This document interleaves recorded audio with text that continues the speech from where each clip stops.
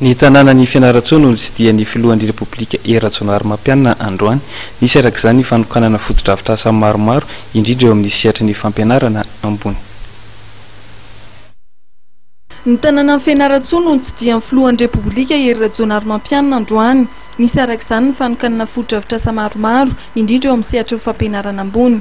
Arak'izany dia nahazo trano vaovao ny fitoerana ISST ary napetraka tamin'ny fomba ofisialy androany ihany koa ny fitoerana nomerika izay entina kirakirana ny teknôlôjia vaovao ary koa ny anarana ny asa fitsaboana eo anivon'ny Université Andrianjato.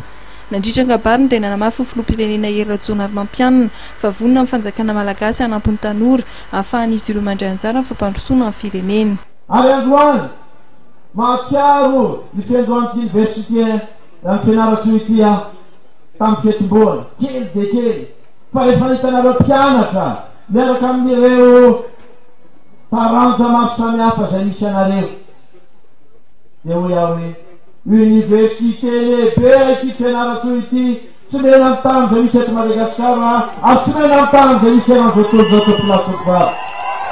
Zany taratsy ny tanora malagasy, zany taratsy ny fahaizany tanora malagasy, raro loatra raha-piny izy, raro loatra raha petraka eto ny vitrine numérique, raro loatra raha ampandrosoana eto amin'ity Fianarantsoa ity ianareo tanora eo amin'ny lafiny teknôlôjia, eo amin'ny lafiny informatika, eo amin'ny lafiny numerika, anampianareo amin'izany fotoram-panjakana tompolaso vary. Mariana Fandroany ihany koa no napetraka amin'ny vato fehizoro manamarika amin'ny fanamboarana ny kianjan'ny baolina kitra ao Ampasambazan ao an-tampon tanàna amin'ny Fianarantsoa.